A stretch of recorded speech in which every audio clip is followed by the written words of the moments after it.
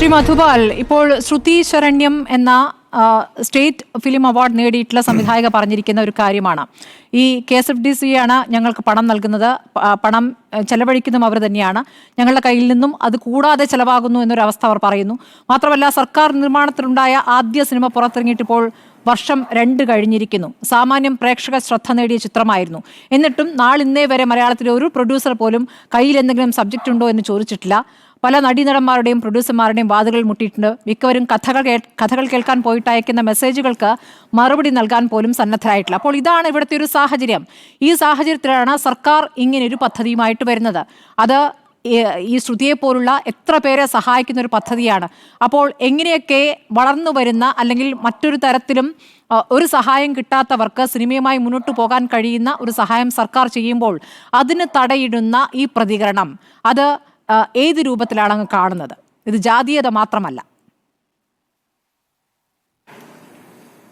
ഞാനൊരു കാര്യം പറയാം. അപ്പം ശ്രുതി സിനിമ ചെയ്തിട്ടുള്ള സിനിമയ്ക്ക് അംഗീകാരങ്ങൾ കിട്ടിയിട്ടുള്ള സിനിമയാണ്. അംഗീകാരങ്ങൾ കിട്ടിയിട്ടുള്ള ഒരുപാട് സംവിധായകർ അവർക്ക് വീണ്ടും സിനിമ ചെയ്യാൻ പറ്റാതെ പോയിട്ടുള്ള കാര്യങ്ങൾ മെയിൻ സ്ട്രീം സിനിമകളിലുണ്ട്. ഇതിൽ സർക്കാർ ഈ ഒരു രീതിയിൽ പ്രൊമോട്ട് ചെയ്യാനായിട്ട് പ്രോഗ്രസീവായിട്ടുള്ള മൂവ്മെൻറ്റിൻ്റെ ഭാഗമായിട്ട് ഇത്തരം കലാകാരികളെ ഉൾപ്പെടുത്തിക്കൊണ്ട് പോകുന്നത് എന്ന് പറയുന്നത് അവരൊരു സ്പേസ്, ഒരു ഓപ്പണിംഗ് എന്ന് പറയുന്ന കാര്യത്തിൽ തന്നെയാണ് ഇതിനകത്ത് ആദ്യമായി കാണേണ്ടത്. കാരണം വെച്ച് കഴിഞ്ഞാൽ അത്തരൊരു ഓപ്പണിംഗ് കിട്ടിക്കഴിഞ്ഞാൽ രണ്ടാമത്തൊരു സിനിമ കിട്ടിയില്ല എന്ന് പറയുന്നത് അത് അവരുടെ ശ്രമത്തിൻ്റെ ഭാഗങ്ങളായിരിക്കാം. ചിലപ്പോൾ അവരതിന് കണ്ടു. നമ്മളൊക്കെ പലപ്പോഴും സിനിമകൾ ചെയ്തുകൊണ്ടിരിക്കുന്ന എത്രയോ സിനിമകൾ ചെയ്തിട്ടുള്ള ആൾക്കാർ ഇതേപോലെ സ്ട്രഗിൾ ചെയ്ത് പോകുന്ന കാര്യങ്ങളുണ്ട്.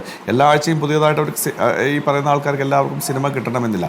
പുതിയ കാലം എന്ന് പറയുന്നത് വളരെ വ്യത്യസ്തമായിട്ടൊരു കാലമാണ്. കാരണം വെച്ച് കഴിഞ്ഞാൽ പരിശീലനം എന്ന് പറയുന്നത് സ്വയം പരിശീലനം എടുക്കുന്ന കക്ഷികളുണ്ട്, ഇൻസ്റ്റിറ്റ്യൂട്ടുകളിൽ പോയിട്ട് പരിശീലനം എടുക്കുന്ന ആൾക്കാരുണ്ട്. ഇവരെല്ലാം ചെയ്തു വരുന്ന സിനിമകളുണ്ട് എന്നുള്ളതാണ്. അപ്പം പണ്ടുണ്ടായിരുന്നത് ഒരു സിനിമ ചെയ്യണമെന്നുണ്ടെങ്കിൽ കൃത്യമായിട്ട് നമുക്ക് അതിനു വേണ്ടിയുള്ള ശ്രമങ്ങളുടെ ഭാഗമായിട്ട് കൂടുതൽ ഇൻവെസ്റ്റ്മെൻറ്റിൻ്റെ കാര്യമുണ്ട്. ക്യാമറ ആയാലും ഫിലിം ആയാലും മറ്റു കാര്യം. ഇന്ന് കയ്യിലിരിക്കുന്ന മൊബൈൽ ഫോൺ ഉണ്ടെങ്കിൽ പോലും സിനിമ ചെയ്തുകൊണ്ടിരിക്കുന്ന വലിയ തരത്തിലുള്ള ചെറുപ്പക്കാരെ ഞാൻ കണ്ടുകൊണ്ടിരിക്കുന്നുണ്ട്. അപ്പോൾ അതുകൊണ്ട് തന്നെ അവരൊക്കെ ചെയ്യുന്ന സിനിമകൾ പല രീതികളിൽ പുറത്തേക്ക് എത്തുകയും അംഗീകാരങ്ങൾ കിട്ടുകയും ചെയ്യുന്നുണ്ട് എന്നുള്ളത് ഞാൻ കാണുന്നുണ്ട്. അപ്പം നമ്മൾ ഒരു ഓപ്പണിംഗ് ഉണ്ടാവുകയാണ് ഇത്തരം. കാരണം ഇത് സർക്കാർ വളരെ സജീവമായിട്ട് കേരളത്തിലെ വനിതകൾക്കും SC/ST വിഭാഗത്തിലുള്ള ആൾക്കാർക്കുമായിട്ട് ഓപ്പണിംഗ് ഉണ്ടാവണം. ആ ഓപ്പണിംഗ് കിട്ടിക്കഴിയുമ്പോൾ അത് അതിന് ശേഷവും ഉണ്ടാകുന്ന അവരൊരു യാത്രയുണ്ട്. ആ യാത്രയിൽ ചിലരുടെ സിനിമകൾ ഇപ്പം നമുക്ക് തന്നെ അറിയാവുന്ന വിക്ടോറിയ എന്ന് പറഞ്ഞാൽ ഇപ്പോൾ ഈ അടുത്ത കാലത്ത് ഈ കാറ്റഗറിയിൽ തന്നെ വന്നിട്ടുള്ള പടം, ഇപ്പം നിഷിദ്ധോ എന്ന് പറയുന്നതും B3244 എന്ന് പറയുന്ന ശ്രുതിയുടെ പടം, ഇതൊക്കെ അംഗീകാരങ്ങൾ കിട്ടിയിട്ടുള്ള സിനിമകളാണ്. അംഗീകാരങ്ങൾ കിട്ടിയിട്ടുള്ളത് കൊണ്ട് അപ്പം അതുകൊണ്ട് തന്നെ ഈ സിനിമകളെല്ലാം ഒരർത്ഥത്തിൽ പറഞ്ഞു കഴിഞ്ഞാൽ ജനങ്ങൾ കാണാനും ഫെസ്റ്റിവലുകളിലേക്ക് എത്തുകയൊക്കെ ചെയ്യുന്നത് നമ്മൾ കാണുന്നുണ്ട്.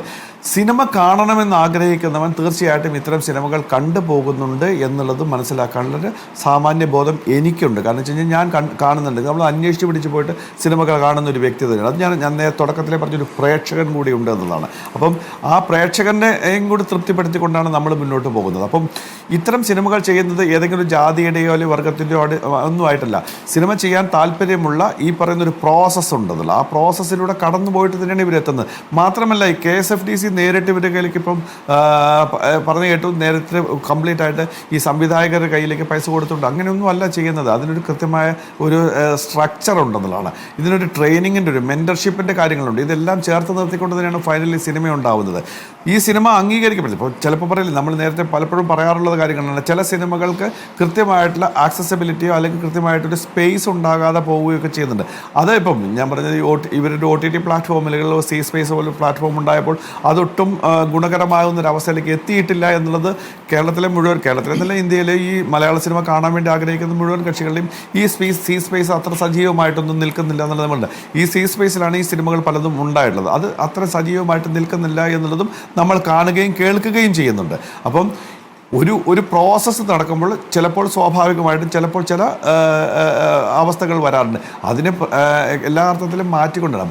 ഒരു കോൺക്ലേവ് ഉണ്ടാക്കുന്നതും ഒരു സിനിമയ്ക്കൊരു നയരൂപീകരണം ഉണ്ടാകുന്നതും ഒക്കെ തന്നെ എന്തെങ്കിലും ഇഷ്യൂസ് ഉണ്ടെങ്കിൽ അത് മാറ്റിയെടുക്കുക എന്ന് പറയുന്ന കാഴ്ചപ്പാടിലേക്കാണ്.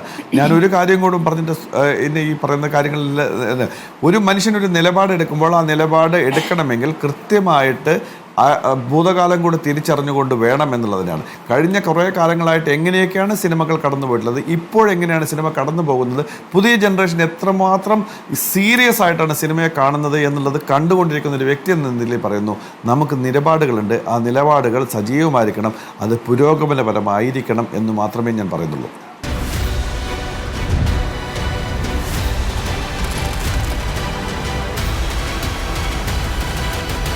Debate with Smriti Parathikkad.